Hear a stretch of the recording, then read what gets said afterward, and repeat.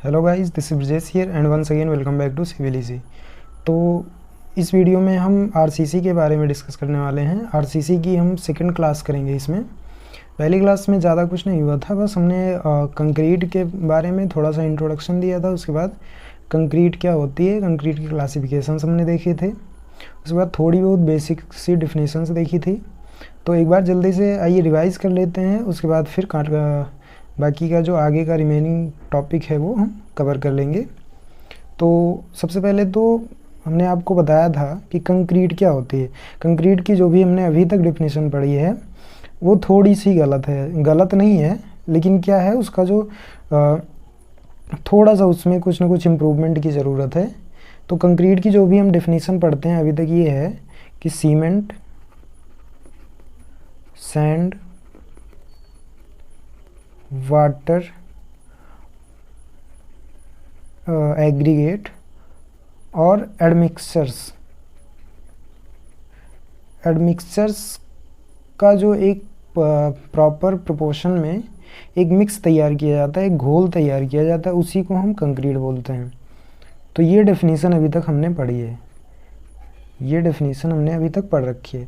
लेकिन क्या ये थोड़ी सी गलत है, पूरी तरह से गलत नहीं लेकिन थोड़ी सी गलत है। गलत ये है कि कंक्रीट की जो डेफिनेशन होती है उसमें क्या होता है कि कंक्रीट में कोई भी बाइंडिंग मटेरियल होता है, एक बाइंडिंग मटेरियल। उसके बाद आप एक इनर्ट मटेरियल लेते हैं, इनर्ट मटेरियल। इस इनर्ट मटेरियल को हम बोलते हैं एग्रीगेट। और जो तीसरी चीज़ होती है आपके पास वाटर। ठीक, तो बाइंडिंग मटेरियल, इनर्ट मटेरियल और वाटर से जो एक मिक्सचर तैयार होता है उसे हम कंक्रीट कहते हैं। ठीक है, देखिए अगर आप इसको कंक्रीट की डेफिनेशन कहेंगे तो गलत कहेंगे, लेकिन अगर आप इसको सीमेंट कंक्रीट की डेफिनेशन कहेंगे तब ये 100% सही है। देखिए अब ये कैसे कंक्रीट की केवल अगर डेफिनेशन कह रहे हैं तो गलत है, और कैसे अगर आप सीमेंट की कंक्रीट की डेफिनेशन कह रहे हैं तो सही है। तो वो इसलिए सही है क्योंकि यहाँ पे हमने लिखा कि बाइंडिंग मटेरियल, इनर्ट मटेरियल और वाटर से जो एक मिक्सचर तैयार होता है, एक घोल तैयार होता है, उसे हम कंक्रीट कहते हैं। देखिए बाइंडिंग मटेरियल की जगह पे यहाँ पे हमने सीमेंट ले लिया। क्या ले लिया? सीमेंट। तो बाइंडिंग मटेरियल की जगह पे हमारा सीमेंट हो गया। तो अब हम इसलिए इसको बोलेंगे सीमेंट कंक्रीट। देखिए कंक्रीट की जो क्लासिफिकेशन आपने कंक्रीट टेक्नोलॉजी में पढ़ी थी, वहाँ पे इसे 3 कैटेगरीज में डिवाइड किया गया था। पहला जो था, पहला क्लासिफिकेशन इसका था मड कंक्रीट, मड कंक्रीट। दूसरा लाइम कंक्रीट और थर्ड कैटेगरी जो थी इसकी वो थी सीमेंट कंक्रीट की। सीमेंट कंक्रीट की। मड कंक्रीट को हम गारा कंक्रीट बोलते हैं, गारा कंक्रीट। ये लाइम जो होता है इसे हम चूना कंक्रीट के नाम से जानते हैं, और ये आपकी सीमेंट कंक्रीट होती है, सीमेंट कंक्रीट। तो अब अगर हम मड कंक्रीट की बात करेंगे तो मड कंक्रीट में जो बाइंडिंग मटेरियल होगा वो मड होगा, और अगर लाइम कंक्रीट में देखेंगे तो बाइंडिंग मटेरियल जो होगा वो लाइम होगा, और सीमेंट कंक्रीट में बाइंडिंग मटेरियल सीमेंट। तो इसीलिए ये जो है कंक्रीट की डेफिनेशन, एग्जैक्ट डेफिनेशन ये होती है। तो आपने जो भी अभी तक पढ़ रखा है ये आपने अभी तक सीमेंट कंक्रीट की डेफिनेशन पढ़ रखी है। लेकिन अगर आपसे कोई कंक्रीट की डेफिनेशन पूछता है तो आप बताएंगे कि बाइंडिंग मटेरियल, इनर्ट मटेरियल और वाटर के मिक्सचर को हम कंक्रीट कहते हैं। अगर आप इस डेफिनेशन को कंक्रीट की डेफिनेशन में बताते हैं तो आप कहीं ना कहीं गलत बताते हैं। ये होती है सीमेंट कंक्रीट की डेफिनेशन। अगर आप इसे सीमेंट कंक्रीट की डेफिनेशन में बोलेंगे तो ये सही है।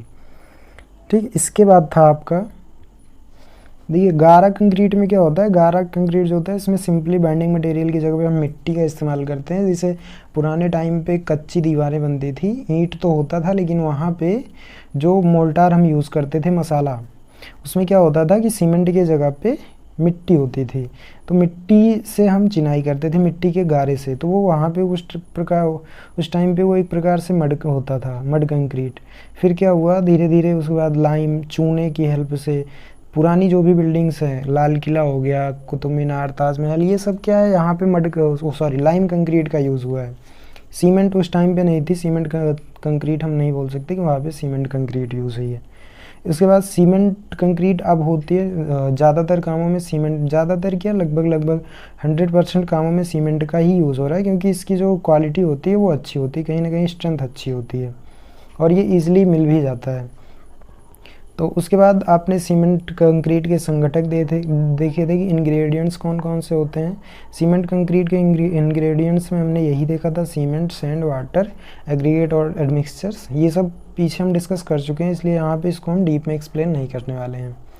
फिर उसके बाद हमने देखा था कि सीमेंट का जो जमाव काल होता है, सेटिंग टाइम, सॉरी पेन नहीं चल रही, सीमेंट का जो सेटिंग टाइम होता था वो हमने देखा था। इसकी सेटिंग टाइम 2 होती हैं। पहला इनिशियल, ये सारी चीज़ें हम पीछे पढ़ चुके हैं कंक्रीट टेक्नोलॉजी में, एक बार बस यहाँ पे हम आपको ओवरव्यू दे दे रहे हैं कि चीज़ें रिकॉल हो जाएं।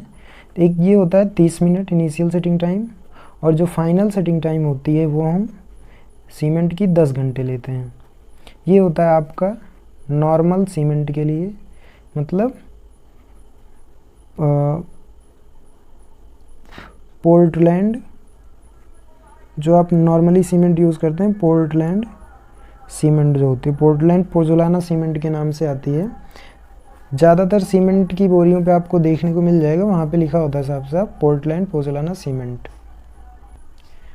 फिर उसके बाद हमने पढ़ा था वाटर सीमेंट रेशियो।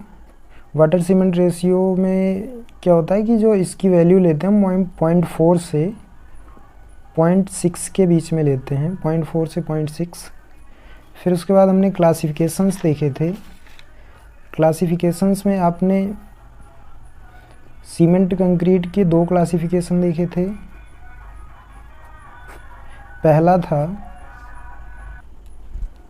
पहला था पीसीसी, जिसे हम प्लेन सीमेंट कंक्रीट बोलते हैं, plane cement concrete, plane cement concrete. दूसरा था आरसीसी, इसे हम रीइंफोर्स्ड सीमेंट कंक्रीट बोलते हैं, रीइंफोर्स्ड सीमेंट कंक्रीट। देखिए प्लेन सीमेंट कंक्रीट में क्या होता है कि आप कोई भी अगर कंक्रीट तैयार कर रहे हैं, मतलब सीमेंट, सैंड, वाटर, एग्रीगेट और एडमिक्सचर्स का एक मिक्सचर तैयार करें जिसमें आप रीइंफोर्समेंट ना डालें। अब आप सोचेंगे कि रीइंफोर्समेंट क्या होता है। रीइंफोर्समेंट का मतलब होता है सरिया, या फिर इसे दूसरे टर्म में हम बोल सकते हैं स्टील बार, स्टील बार, या फिर इसे प्रबलन इस्पात भी बोलते हैं, प्रबलन इस्पात। तो इन चारों में से आप चाहे जो बोलिए, मतलब सीमेंट में अगर सिंपली समझने के लिए हम बोलें कि अगर आप कंक्रीट में सरिया नहीं डाल रहे हैं तो वो कहलाएगी प्लेन सीमेंट कंक्रीट, और अगर आप उसमें सरिया का प्रयोग कर रहे हैं तो वो होती है रीइंफोर्स्ड सीमेंट कंक्रीट। सरिया का मतलब ही होता है रीइंफोर्समेंट। आपने कॉलम हो गया, बीम हो गया, छत पड़ते हुए देखा होगा, तो उसमें क्या होता है, सरिया डाली जाती है, तो वो आरसीसी, इसीलिए हम उसे आरसीसी बोलते हैं। वहीं पे अगर आपने कोई ऐसा भी स्ट्रक्चर देखा हो जहाँ पे सरिया ना पड़ती हो तो वो कहलाता है हमारा पीसीसी या प्लेन सीमेंट कंक्रीट। जैसे गाँव में जो सीसी रोड्स बनते हैं, कंक्रीट की सड़कें जो बनती हैं, उसमें सरिया नहीं पड़ती है, तो वो क्या होता है, वो एक प्रकार से प्लेन सीमेंट कंक्रीट होता है। या फिर जैसे नल वगैरह होते हैं, हैंडपम्प के पे जो फर्श पड़ती है, वहाँ भी उसमें भी सरिया नहीं डाली जाती है, तो वो भी पीसीसी होता है। या फिर घर में जो फर्श पड़ती है वहाँ भी सरिया नहीं डाली जाती है, तो उसे भी हम पीसीसी बोलते हैं। लेकिन छत हो गया, बीम, कॉलम, बाकी अलमारी वगैरह, तो उसमें क्या होता है, उसकी कास्टिंग में हम सरिया डालते हैं, तो वो आरसीसी कहलाती है। अब जो नेक्स्ट टॉपिक हमें अच्छे से पढ़ने वाला है, समझने वाला टॉपिक है, वो है कंक्रीट की सामर्थ्य। नेक्स्ट टॉपिक है आपका कंक्रीट की सामर्थ्य और ग्रेड, कंक्रीट की सामर्थ्य और ग्रेड। तो कंक्रीट की सामर्थ्य क्या होती है, कंक्रीट में मेनली 3 तरह की सामर्थ्य होती है, 3 स्ट्रेंथ होती है। पहला कंप्रेसिव स्ट्रेंथ,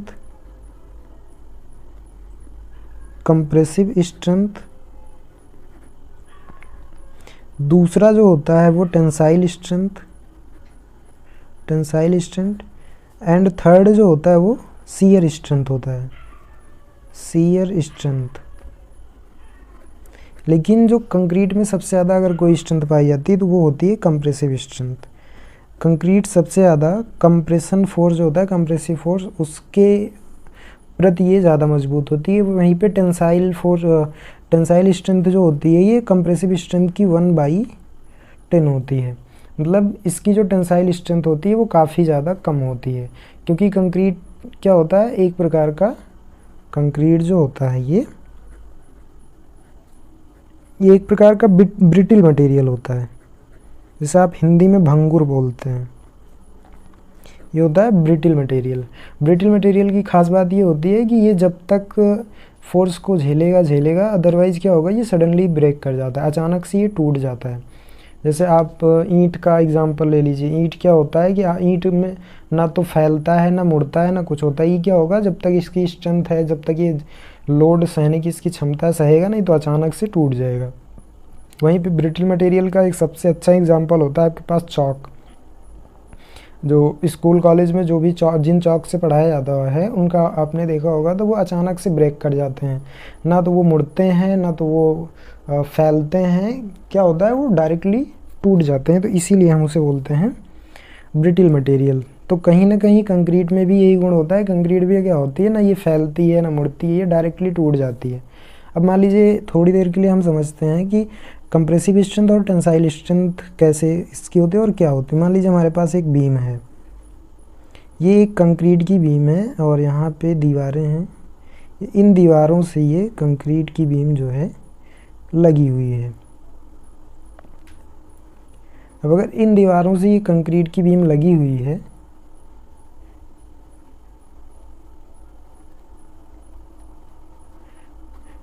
तो इस पे अगर हम फोर्स लगाते हैं, कोई भी फोर्स लगाएंगे, तो ये क्या करेगी, ये इन फोर्स को ये झेलेगी। एक टाइम तक तो झेलेगी जितनी इसकी सामर्थ्य होगी, मतलब जिसकी स्ट्रेंथ होगी, जितनी इसकी स्ट्रेंथ होगी तब तक तो झेलेगी। नहीं तो क्या होगा, इसकी जो लोअर लेयर है, मतलब निचली जो परत है, इसमें क्रैक्स आने स्टार्ट हो जाएंगे। जबकि क्या होगा, ये जो ऊपरी लेयर है, ये वाली लेयर, यहाँ पे कुछ नहीं होगा, कोई भी किसी प्रकार का प्रभाव नहीं पड़ेगा जहाँ पे लोड लग रहा है। अब जब इस पे लोडिंग लगेगी तो इसकी जो संरचना है वो कुछ इस प्रकार से हो जाएगी, ये कुछ टेढ़ी हो जाएगी। ऐसा होता नहीं है, लेकिन क्या होता है, हम इसको इमेजिन करके चलते हैं। मतलब ये जो कंप्रेशन जोन होता है, कंप्रेशन जोन जहाँ पे फोर्स लग रहा है, ये किस प्रकार का फोर्स कंप्रेसिव फोर्स लग रहा है, बीम को दबाया जा रहा है। तो इधर तो ये कंप्रेशन जोन है, लेकिन इसकी जो आउटर लेयर है, आउटर लेयर पे क्या हो रहा है कि यहाँ पे टेंशन जनरेट हो रही है आउटर लेयर पे। तो कंप्रेशन में तो ये नहीं फेल होगा, लेकिन क्या होगा, टेंशन में जब ये यहाँ पे ये फैलेगी, निचली लेयर जो है इसकी जब फैलेगी, आप अगर देख पा रहे हैं तो क्या हो रहा है, ये अपर लेयर तो एज इट इज़ है, थोड़ी बहुत इसमें सिकुड़न हुई है, लेकिन जो लोअर लेयर है, लोअर लेयर कहीं ना कहीं फैल रही है। और जब लोअर लेयर फैलेगी तो क्या होगा कि ये इसमें क्रैक्स आने स्टार्ट हो जाएंगे, ऐसे ऐसे क्रैक्स आएंगे। तो क्या होगा, ये यहीं से ब्रेक कर जाएगी, पूरी की पूरी बकल कर जाएगी, यहीं से कोलैप्स कर जाएगी।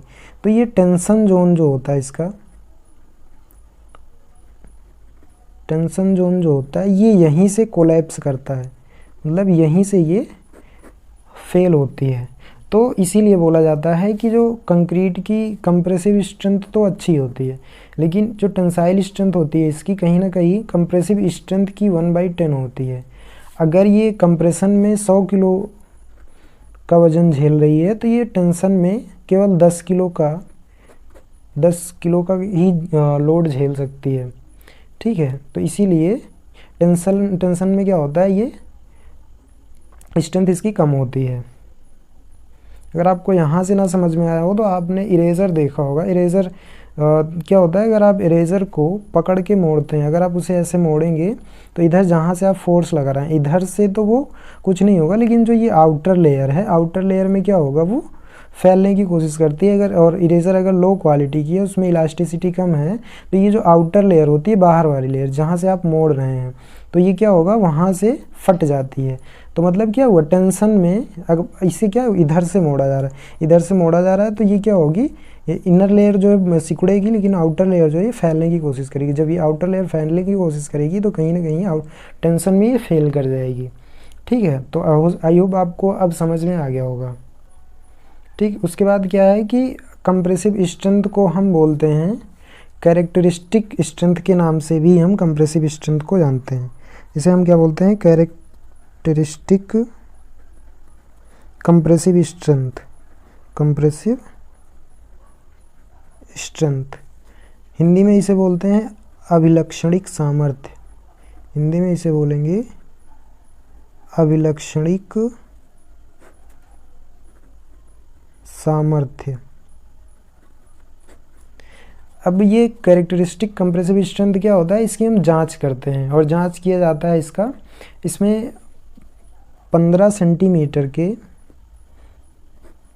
क्यूब बनाए जाते हैं, घन बनाए जाते हैं। मतलब 15 सेंटीमीटर का हमारे पास एक वो होगा, घन होगा, एक हमारे पास माउल्ड होता है, सांचा जिसे कहते हैं। तो उस सांचे में हम कंक्रीट को भरते हैं और कंक्रीट को भरने के बाद उसकी फाइनल सेटिंग होने के बाद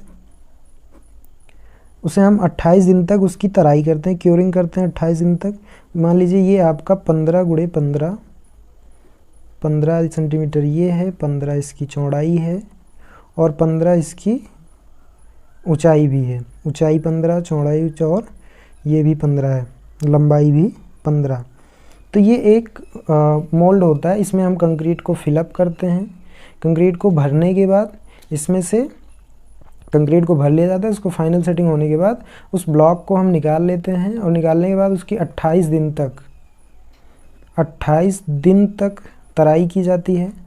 28 दिन तक तराई करने के बाद इसकी हम कंप्रेसिव स्ट्रेंथ मशीन में इसकी जांच करते हैं। तो क्या होता है कि इसमें जो भी आपने सैंपल तैयार किया है, सैंपल को हम प्रतिदर्श बोलते हैं।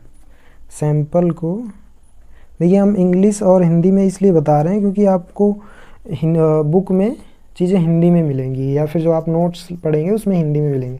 तो जो भी इसका सैंपल तैयार किया जाता है, जब उसकी हम टेस्टिंग करते हैं, तो टेस्टिंग के टाइम पे क्या होना चाहिए, मान लीजिए आपके पास M15 ग्रेड की कंक्रीट है, M15 ग्रेड की कंक्रीट है, तो इसमें जो इसकी कंप्रेसिव स्ट्रेंथ होती है वो 15 होती है।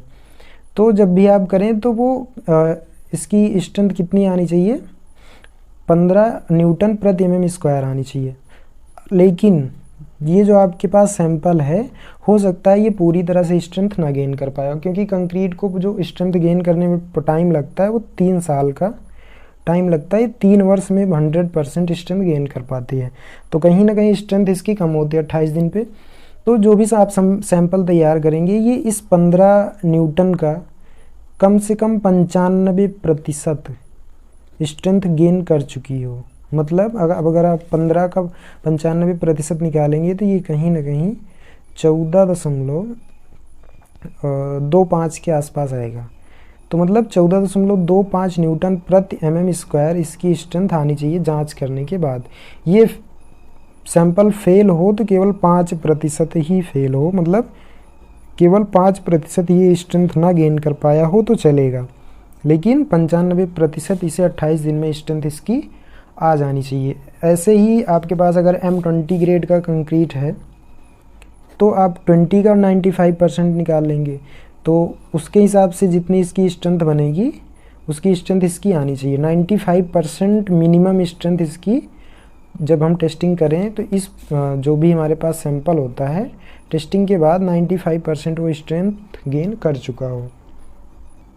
अब ज़रूरी नहीं है कि हमेशा आप टेस्टिंग के लिए 15 × 15 सेंटीमीटर का आप कोई घन ही लें। इसमें क्या होता है, इसमें एक सैंपल आप और तैयार कर सकते हैं जो बेलनाकार होता है। वो सैंपल आपका बेलनाकार होगा। अब इसकी जो इसके लिए जो भी मानक दिया गया है वो ये है कि इसकी जो लंबाई होनी चाहिए वो 30 सेंटीमीटर होनी चाहिए, या फिर 300 mm। 30 सेंटीमीटर को हम 300 mm बोलते हैं। 30 सेंटीमीटर इसकी लंबाई होनी चाहिए, और इसकी जो डाया होती है, डायामीटर, वो 15 सेंटीमीटर का। आप डाया का ये एक सिलेंड्रिकल शेप का भी आप अपना सैंपल तैयार करके भी उसकी भी जांच कर सकते हैं, लेकिन इसकी जो स्ट्रेंथ ली जाती है वो 80% ही ले जाती है।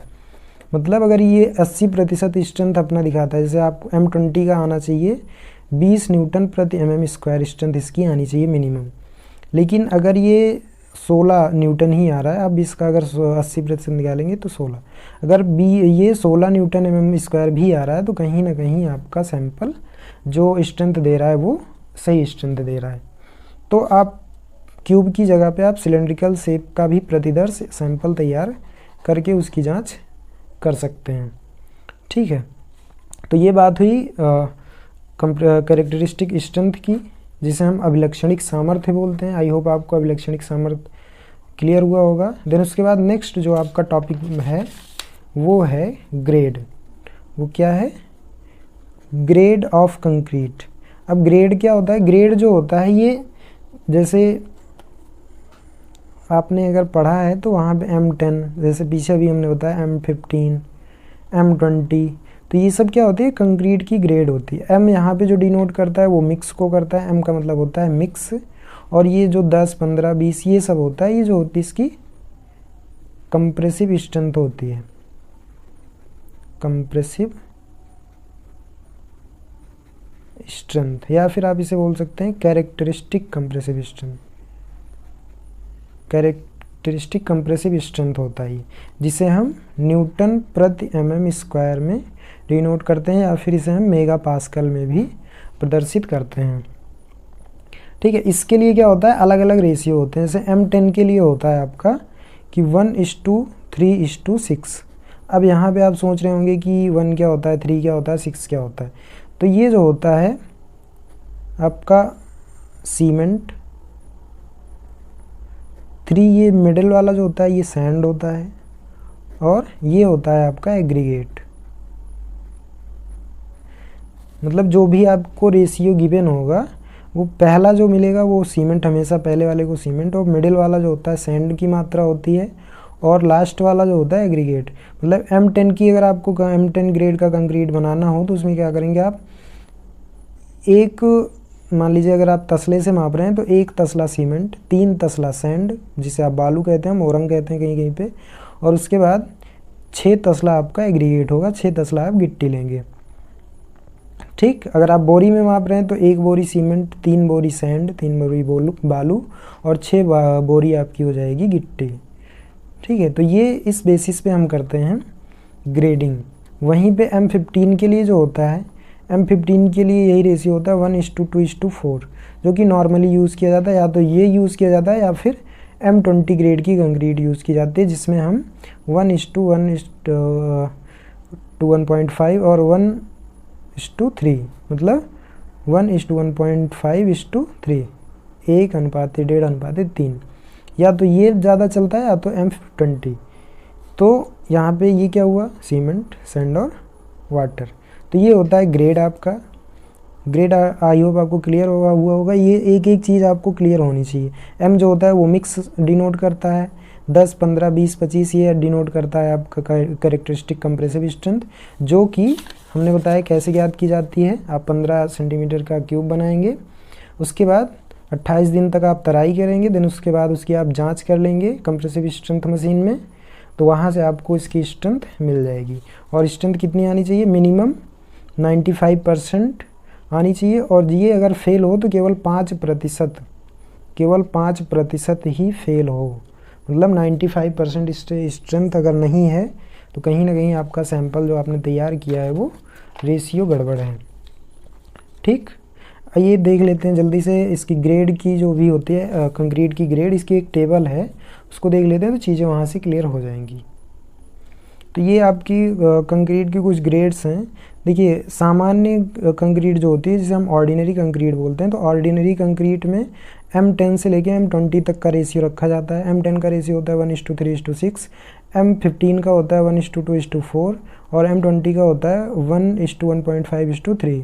यहाँ पे कैरेक्टरिस्टिक स्ट्रेंथ जो होती है 10 या ये 15 और 20। मात्रक इसका जो होता है न्यूटन प्रति mm² या मेगा पास्कल, पीछे हमने इसको बता रखा है। उसके बाद जो होती है स्टैंडर्ड कंक्रीट आती है। स्टैंडर्ड कंक्रीट में M25 का जो रेशियो होता है 1:1:2 होता है और इसकी जो कंप्रेसिव स्ट्रेंथ होती है वो 25 आती है। उसके बाद आप देख रहे होंगे M30 के ऊपर के जो भी ग्रेड होंगे, M30, M35, M40, 45, 50, 55, 56 60, 65, 70, तो ये सब क्या होते हैं, डिज़ाइन मिक्स होते हैं। अब डिज़ाइन मिक्स क्या होता है ये भी आपके माइंड में कन्फ्यूजन बन रहा है, इसको भी अभी हम जस्ट इसके बाद डिस्कस कर रहे हैं। एक होता है आपका नॉमिनल मिक्स और एक होता है डिज़ाइन मिक्स। दोनों में डिफरेंस हम आपको बता रहे हैं, उसके पहले इसको हम देख लेते हैं, क्लियर कर लेते हैं, देन उसके बाद आगे बढ़ते हैं। देखिए, कम महत्वपूर्ण या साधारण काम में हम M5 या M7 ग्रेड की कंक्रीट प्रयोग करते हैं। वहीं पे जो RCC के सामान्य कार्य होते हैं उसमें हम M20 ग्रेड की कंक्रीट यूज़ करते हैं। ठीक है, अब इससे अगर कम है तो आप उसे नहीं यूज़ करते हैं। यहाँ पे साफ साफ लिखा गया है कि M20 से अगर ग्रेड कम है तो आप उसे ना यूज़ करें तो ज़्यादा बेटर होगा, क्योंकि उसकी स्ट्रेंथ उतनी अच्छी नहीं होती। वहीं पे अगर आप प्री स्ट्रेस्ड कंक्रीट तैयार कर रहे हैं तो उसके लिए M30 या इससे अधिक ग्रेड की कंक्रीट आप लेते हैं। अब प्री स्ट्रेस्ड कंक्रीट क्या होती है ये भी आपको क्लियर होना चाहिए, तभी ये बात समझ में आएगी।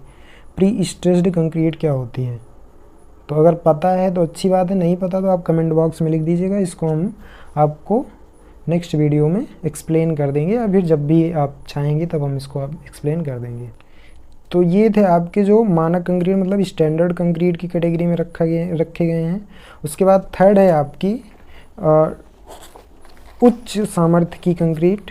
देखिए, यहाँ पे अगर आप देखेंगे तो हाई स्ट्रेंथ कंक्रीट है, इसकी जो सामर्थ्य होती है वो कहीं ज़्यादा होती है, क्योंकि ये 65, 60, 70, 75, 80 अगर ये सब इसकी कंप्रेसिव स्ट्रेंथ आ रही तो मतलब कहीं ना कहीं ऑलरेडी इसकी स्ट्रेंथ ज़्यादा आ रही है।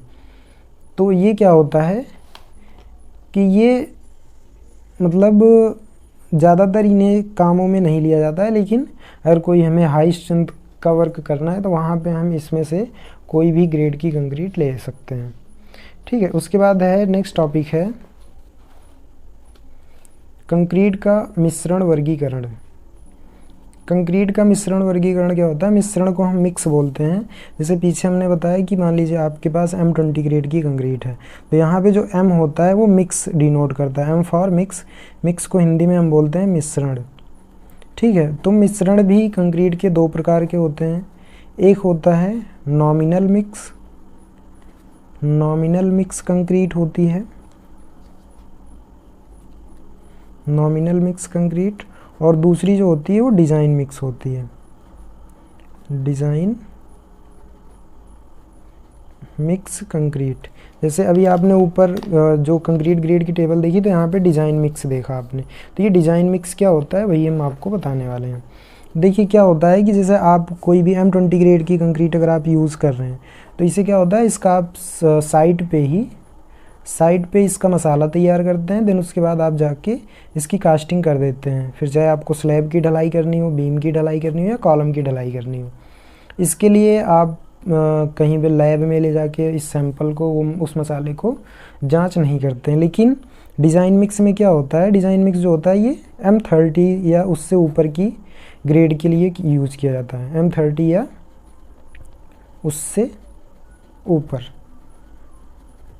अगर इससे ऊपर की कंक्रीट हम यूज़ कर रहे हैं, इस ग्रेड से ऊपर की, तो क्या होता है उसे हम डिज़ाइन मिक्स के अंतर्गत रखते हैं। अब इसमें क्या होता है कि जो भी आप सैंपल तैयार करेंगे, जो भी सीमेंट, सैंड, वाटर, एग्रीगेट और एडमिक्सचर का जो भी आप एक मिक्स तैयार करेंगे, उससे क्या किया जाता है, यूज़ करने से पहले इसका जो सैंपल होता है इसकी टेस्टिंग की जाती है।